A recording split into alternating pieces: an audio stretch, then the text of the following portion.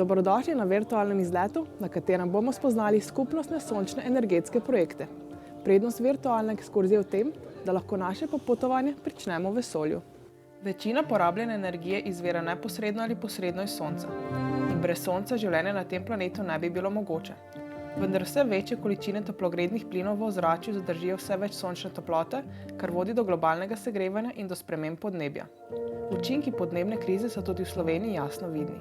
Vse pogostejše in hujše suše, toče, poplave in vročinski valovi, milejše zime z vedno manj snega in nove bolezni, ki prizadenejo rastline, živali in ljudi, so le nekateri od primerov. Nujni korak za zmanjšanje vpliva globalnega segrevanja je prenehanje kurjenja fosilnih goriv za proizvodnjo električne energije. Dobro alternativo lahko predstavljajo sončne elektrarne. Sedaj pa se vrnimo v Ljubljano, kjer nam bo Tomislav Tkalec, strokovnjak za obnovljive vire energije pri društvu Fokus, povedal več o okoljski učinkovitosti sončnih elektrarn. V preteklosti je bilo slišati veliko kritik o tem, da pri fotovoltaiki v bistvu porabimo več energije za proizvodnjo samih panelov, kot ti paneli proizvedejo električne energije. To seveda ne drži. Zelo veliko raziskav je bilo narejenih na to temo.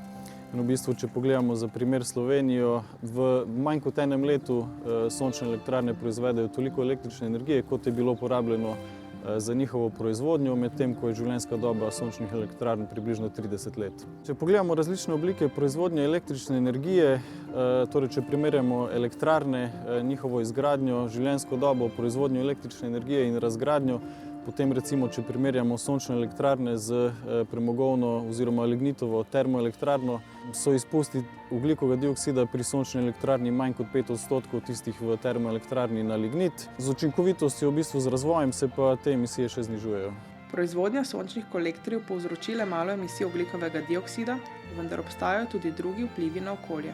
Raba redkih kovin in materialov je prisotna pri sončnih panelih, vendar v nekih malih količinah, je pa odvisno od tipa in tehnologije uporabljene.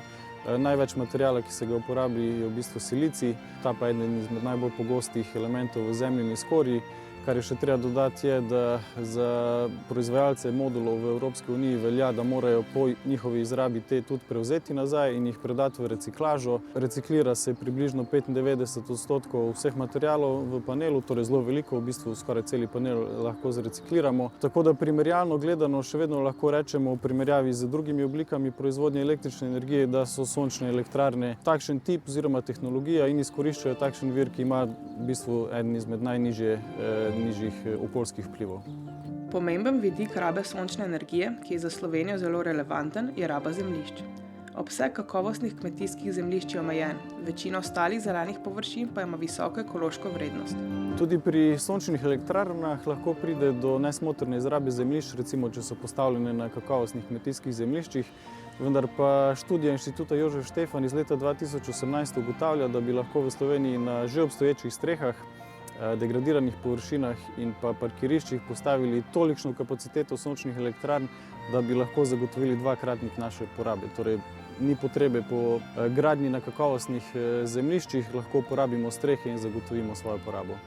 Potencial za koriščenje sončne energije v Sloveniji imamo, tako da trenutek je, da se tega tudi lotimo na pravi in ambiciozen način.